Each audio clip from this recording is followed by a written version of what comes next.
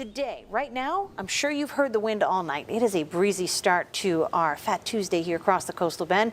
Here's a look at how winds have been trending in your neighborhood. It has been breezy, but things are going to get much windier throughout today. So it's a combination of conditions that are just not ideal for us, but ideal for fires to thrive. The day of the fire, I was helping a friend do a little housework at his house.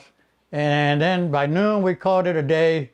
We're sitting in the backyard, and then my fire pager went off, saying there was a grass fire. I came out of the house and smelled smoke and thought maybe somebody was barbecuing or something like that. Called the city manager and found out what's going on, and he was actually in the middle of working the fire. I was south of town when the call came down. We had a big grass fires going on in the Odom area. Had no clue there was this even going on in Sinton. Started getting the phone calls and more help, more help. And of course, all the help was already out. Well, as we've been reporting here for the last 30 minutes or so, fire danger is raging across the coastal bend. But that day, the winds were blowing about 50 to 60 miles per hour. We tried to stop the fire before it got to some of the houses, but then again, with the wind, there was no stopping this fire.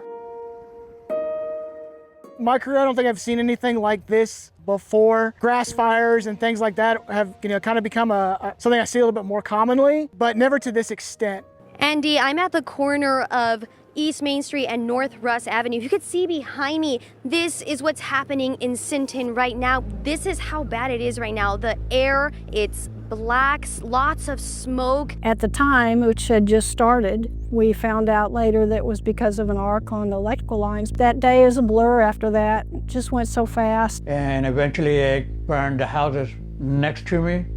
And well, I was still here fighting the fires because I was in the alley with another truck. My son kind of mentioned when we were fighting fires, we need to stop this fire here. If we don't stop the fire here, we're going to lose a lot more houses. The wind was blowing so hard, there was no holding back. And structures were going up as quick as there were fire trucks were getting here from everywhere. By that time, my house had caught on fire on this side of the house. And putting water on my house. Seeing your own house burning and you're a firefighter and there's not much you can do, it kind of hit me hard, and they had to remove me from the fire scene.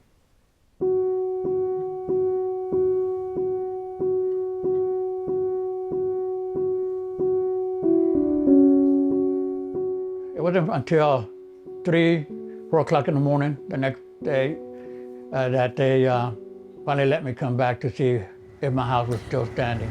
Brian, it is devastating out here. You can still smell the smoke in the air. You can still feel the heat coming off of these homes that were once homes. As of the latest report, this welter fire has burned approximately 175 acres. That is the size of 123 football fields. It is approximately 85% contained. That is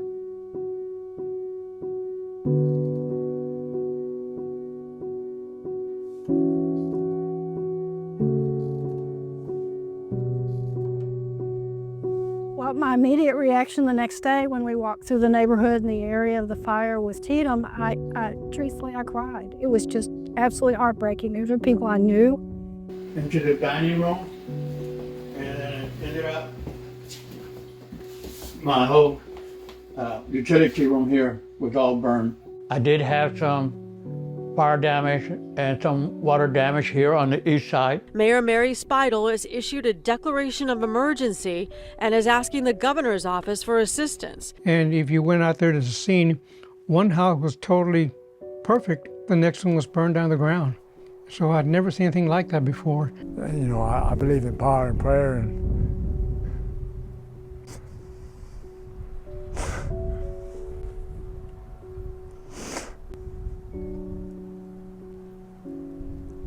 this was his answer. Thank you, God. People coming to you and say, is my house gone? Is it, what do I look forward to? We had to move out. We lived somewhere else for almost 9 months.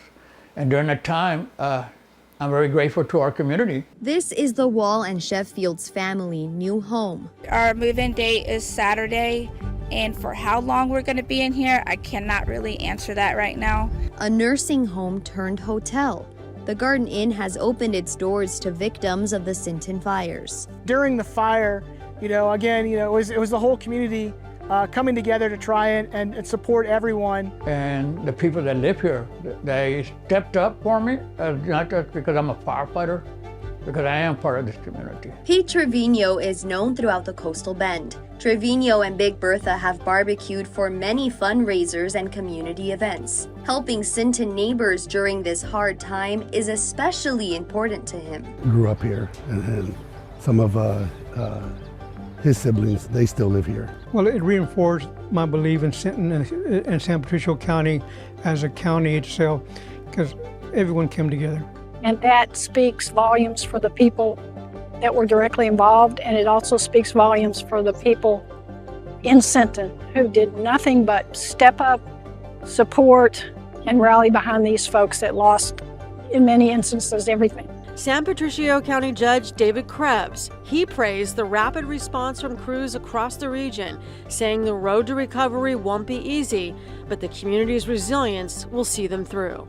Sinton's a very, very proud town. Like I said, we are known as a pirate nation, and the community came out. I had people that came by and helped me tear down the walls in my house. Tell us what you need, we will do it. And they did.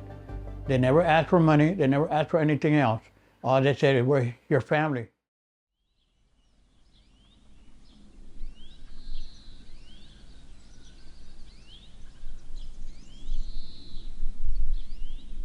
So today marks 1 year since 2 fires erupted in Sinton. The welder fire was a result of a downed power line, and the railway fire was likely started by a lit cigarette. That's it.